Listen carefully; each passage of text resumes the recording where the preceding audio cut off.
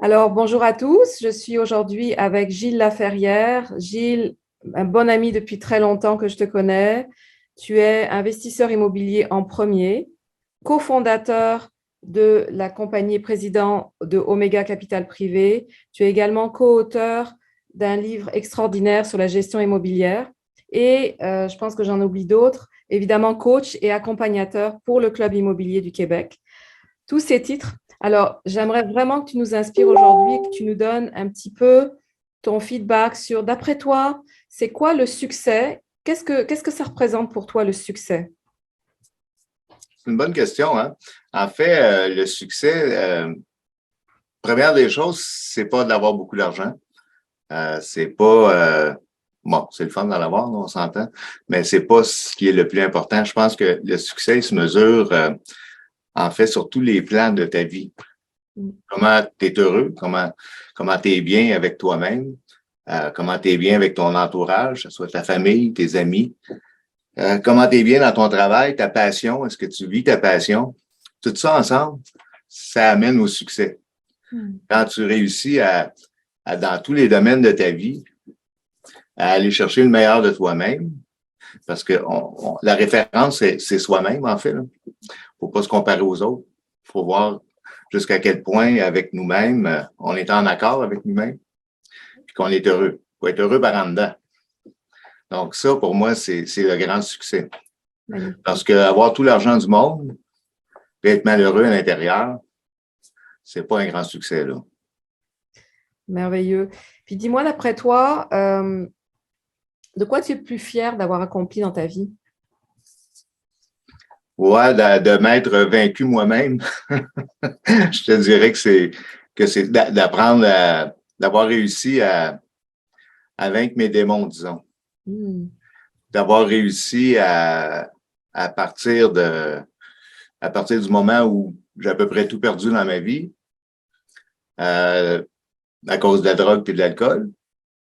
Donc, d'avoir réussi à surmonter ça, d'avoir fait des thérapies, d'avoir travaillé sur moi-même, etc., d'apprendre le problème, apprendre à vivre avec ce problème-là, en fait, et apprendre surtout à le surmonter, comme on dit souvent, apprendre le remède.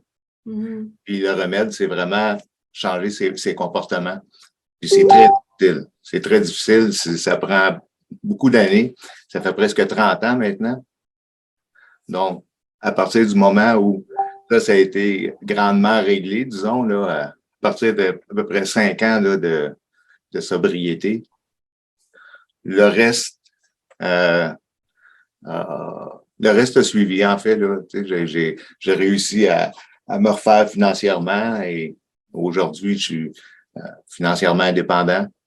Donc, ça, c'est une belle réussite, mais je suis surtout super heureux puis bien avec moi-même. Je dis souvent, la pire des journées que je vais avoir aujourd'hui, elle est plus satisfaisante que la meilleure des journées quand je consommais. Donc, c'est probablement, ça, pour moi, c'est un très, très grand succès. Oui.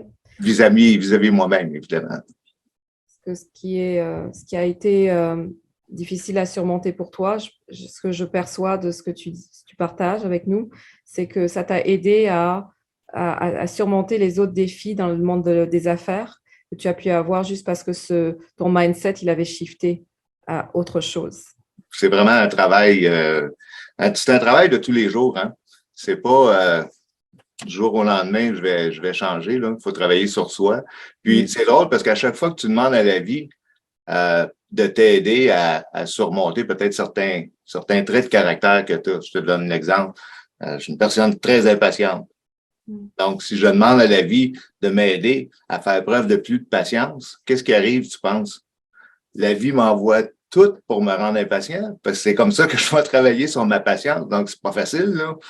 Fait que quand tu demandes ça sur 14 traits de caractère que tu as à améliorer, demande pas tout en même temps, parce que ta vie va être, ça va brasser, là. Tu vas être dans un tourbillon incroyable. Donc, ça se fait sur un certain laps de temps, là. Puis il faut que tu t'améliores, tu travailles sur toi, puis tu sois capable de te regarder en face. Puis ça, c'est très difficile.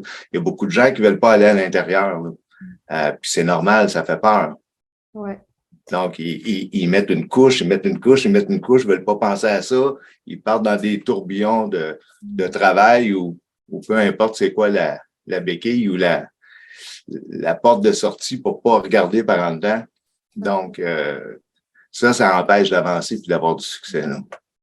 Excellent, Gilles. Et la dernière question que j'aimerais te poser, c'est quel conseil tu donnerais à des entrepreneurs pour réussir leur entreprise? Ben, je pense que la première chose, c'est vraiment de travailler sur soi. Tout part de là. Tout part du mindset.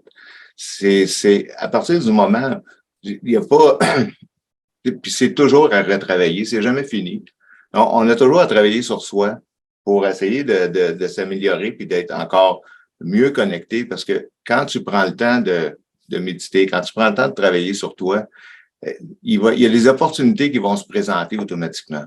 Puis, il y a un moment donné où ce qu'il faut penser, c'est que le succès, il va arriver avec l'interaction que tu as avec les autres êtres humains.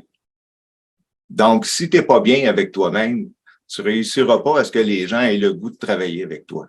Ça va transparaître dans tes comportements, dans tes façons d'être.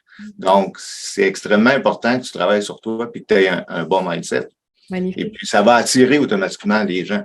Oui. Puis ta recette pour travailler sur toi, c'est parce que quand tu parles de travailler sur soi, ça veut dire beaucoup de choses, puis rien dire en même temps pour beaucoup de monde. Toi, spécifiquement, est-ce que tu as un petit secret à nous partager, comme peut-être une méditation à tous les jours? Qu'est-ce que tu fais pour entretenir ça dans ton quotidien, ce mindset-là? Ben, je dirais, les deux choses principales, c'est d'avoir son petit journal de bord.